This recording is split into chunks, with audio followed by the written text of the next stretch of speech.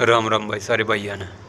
आज बात करेंगे दोस्तों जो पिछले 7 साल में जो 70 से ज़्यादा पेपर लीक हुए हैं उनको लेकर। दोस्तों एक स्टूडेंट चाहे वो किसी भी पेपर की तैयारी कर रहे हो, कहीं पर भी कर रहे हो, वो अपना सब कुछ दाव पर लगा कर तैयारी करता है कि भाई अब की बार मेरा सिलेक्शन हो जाएगा और भाई अब की बार मैं टेस्ट में। जब वो पेपर आउट हो गया है, 1 साल की मेहनत, किसी की 2 साल की मेहनत सब पर पानी फेरते हैं। जिस तरह से पिछले 7 साल में 70 से ज़्यादा पेपर लीक हुए हैं, ये सरकार की मंशा और नाकामी को बिल्कुल स्पष्ट तौर पर दिखला रहा है कि सरकार की नाकामियों की वजह से जिस कंपनी को उसने वे पेपर करवाने के लिए दिए हुए थे, वो सब कुछ पूरे सिस्टम की नाकामी को दर्शाता है। दोस्तों कोई दिल्ली में तैयारी करे से, कोई भाई चंडीगढ़ तैयारी करे है, लाखों कोई पटना में तैयारी कर रहा है, कोई किसी टेस्ट की, कोई कहीं तैयारी कर रहा है, कोई झज्जर कर रहा है, कोई रोहतक कर रहा है, कोई रेवाड़ी कोचिंग ले रहा है, और 5-5 साल 10-10 साल का सब का संघर्ष मिलकर जब जाके एक टेस्ट क्लियर हो और जब जाकर उसका सिलेक्शन हुआ है, जब वो पेपर लीक हो गया है तो पेपर भी कैंसिल हो है, उसकी मेहनत भी पानी फिर है। और इस तरह करके 1,70,00,000 से भी ज़्यादा उन बच्चों की मेहनत पर सरकार ने पिछले 7 साल में पानी फेरने का काम किया। मैं तो दोस्तों इस सरकार की मंशा स्पष्ट रूप से जब दिख जाए, जब ये 10वीं के 12वीं के पेपर कंडक्ट नहीं करा सकते तो ये क्या कराऊंगे। अब की बार 7 राज्य में 10वीं 12वीं के पेपर लीक हुए और 85 लाख से ज़्यादा बच्चों के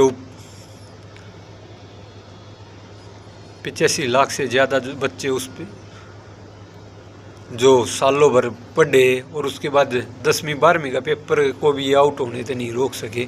तो ये पूरे सरकार का प्रशासन क्या जो टेस्ट देता है, जो बच्चा सिलेक्शन प्रोसेसर में से गुजरता है, जिससे नौकरी मिलती है, उन पेपरों को ये कंडक्ट कराने में आपको लगता है कि ये साबित ये उनको रोक पाएंगे आउट होने से।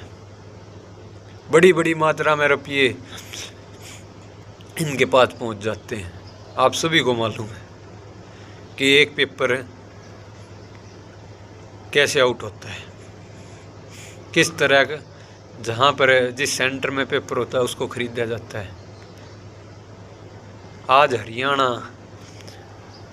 जो है आउट कराने में सबसे ज़्यादा हरियाणा अव्वल नंबर पर है। हरियाणा में ऐसे गिरोह हो गए हैं जो किसी भी पेपर को आउट करा देते हैं, चाहे वो कोई भी हो। और प्रशासन को भी मालूम है कि ये आदमी पेपर को ऐसे कराते हैं। और यहाँ तक कि है दोस्तों, आपको मैं सच बताऊं कि उनको जो हमारे प्रशासन में बैठे हुए हैं वो खुद उनके ज़रिए अपने बच्चों का सिलेक्शन रुपये देकर सिलेक्शन करवाते हैं। जो प्रशासन में बैठे हुए लोग हैं उनके ज़रिए, ताकि मेरा बच्चा इंस्पेक्टर लग जाए, मेरा ये लग जाए, मेरा बच्चा और मेरे बच्चे की ज़िंदगी हो जाए, कैसे भी रुपये दिए गए सिलेक्शन हो जाओ। जब प्रशासन तक के सबको मालूम होता है कि ये आउट कराने वाले हैं, उनको ये तब नहीं रोक पा रहे क्योंकि अपने स्वार्थ में पूरा सिस्टम लिप्त हो गया है। और उनको आउट करवाने में जिस एजेंसी को वो पेपर का कंडक्ट कराने को लिए दिया जाता है, बड़े बड़े बीजेपी के नेताओं से उनके संपर्क होते हैं।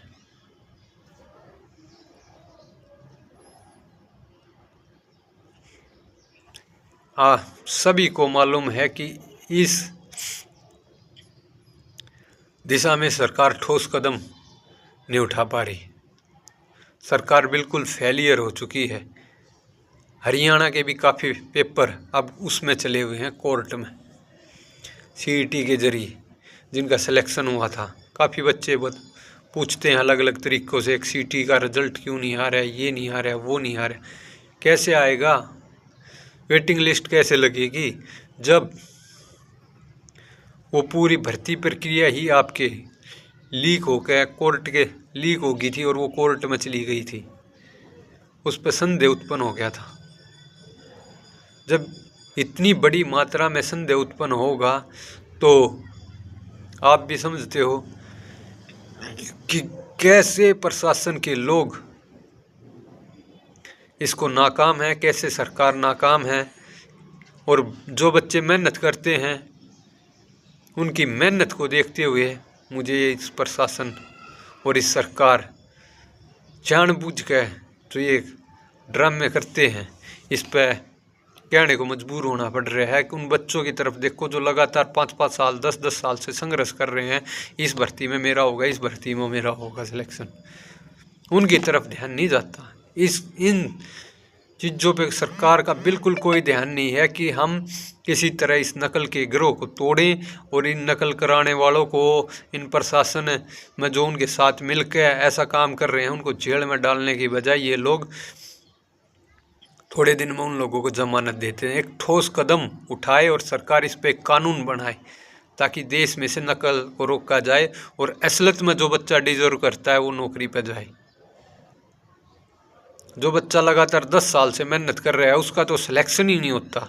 जो बच्चा सिलेक्शन किन का हो रहा है? जो पैसे देकर, एक वाहियात बच्चा नौकरी लग जाता है पैसे देकर, और जो डिजर्व करता है वो उस नौकरी पर नहीं लग पाता।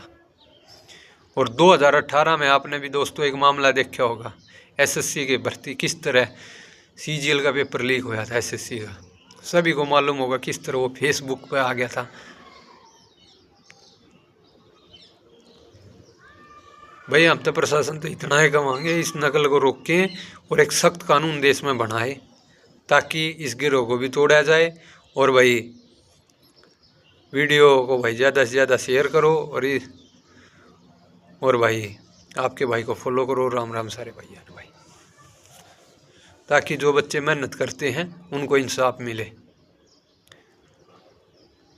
सरकार की लापरवाही की वजह से पिछले 7 साल में 70 से ज़्यादा पेपर लीक हुए हैं और भाई 1,70,00,000 से ज़्यादा बच्चे वो बेरोज़गार घूम रहे हैं और उनकी मेहनत पर लगातार पानी फिरता जा रहा है। सारे भैया ने राम राम भाई, वीडियो को ज़्यादा से ज़्यादा शेयर करिए और अपने भाई ने फॉलो करिए। राम राम भाई।